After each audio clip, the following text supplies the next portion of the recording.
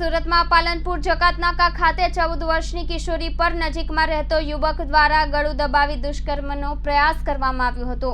દરમિયાન કિશોરીએ બૂમાબૂમ કરતા નરાધમે કિશોરીના માથામાં ગેસનો નાનો બાટલો મારી દીધો હતો, જેથી બેભાન થઈ ગઈ હતી અને કિશોરી ફરી હોશમાં આવતા નરાધમે પાંખે લટકાવવાનો પ્રયાસ કરીને દિવાલ સાથે માથું અથડાવતા કિશોરી ઢળી પડી હતી। ત્યારબાદ નરાધમ ભાગી ગયો હતો। સમગ્ર બનાવને લઈને કિશોરીને સારવાર અર્થે સિવિલ હોસ્પિટલમાં દાખલ કરી તેનું મેડિકલ ચેકઅપ સહિતની કાર્યવાહી હાથ ધરવામાં આવી હતી।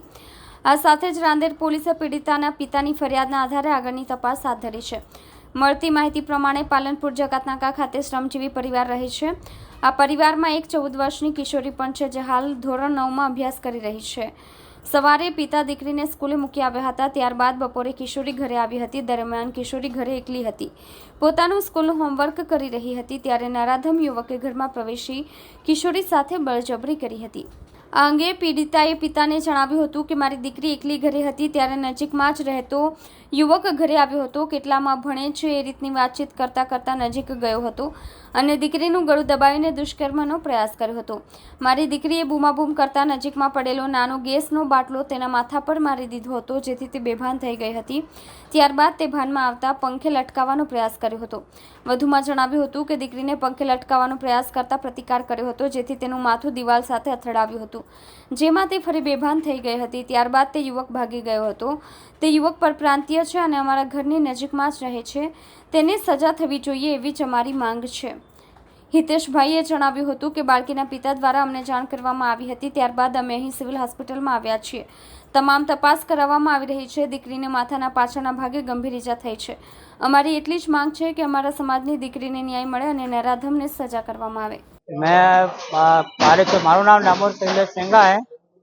પાલનપુર જકાતનાકા અંબિકા જગાડા છોકરીને અંદર રહું છું અને કાલે મેં મારી છોકરીને સવારે 8 વાગે સ્કૂલે મૂકીને કામ પર જતો રહેતો અને 1 વાગે મારી છોકરી આવી તો 1 વાગે પછી મારી છોકરી ત્યાં લેસન કરતી હતી, તો એ લોકો ધીરે ધીરે આવ્યા, કયા ધોરણો ભણે, આ કરે તે કરે એમ કરીને પછી એને ગળામાં દબાવી દીધી। પછી એને બલાત્કાર કરવાની કોશિશ કરીને મારી છોકરી બમાબમ કરી। પહેલાં બમાબમ કરીને એટલે મારી છોકરીને માથામાં ગેસનો બોટલ મારી દીધો। એના પછી મારી છોકરીને બેહોશ થઈ ગઈ ને એના પછી પાછી હોશ આવીને પછી પંખા ઉપર લટકાવી દેવાના હતા લોકો। સામેવાળા ઈસમો કોણ હતા? દયાભાઈ હતા।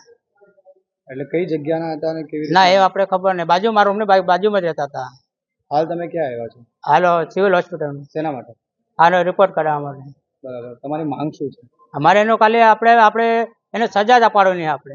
મારું નામ હિતેશ શંકરભાઈ મુંડવાડા, જય આદિવાસી ભીલ સમાજ સુરત શહેર પ્રમુખ। હાલ અમે સુરત સિવિલ હોસ્પિટલ ખાતે અમને જાણ મળી હતી કે સમાજની દીકરીને કોઈક નરાધમે ઘરની નજીક આવીને જે બળાત્કારની છેડતી કરવાની જે કોશિશ કરી છે અને એના પરિવારના પિતા થકી જાણવા મળ્યું કે છોકરીને પહેલાં ગળું દબાવવામાં આવ્યું છે, એના માથા પર ગેસનો બાટલો મારવામાં આવ્યો છે અને બાલ પકડીને દિવાલ પર માથું આમ ઢીક મૂકીને જેવું ઘસાડવામાં આવ્યું છે।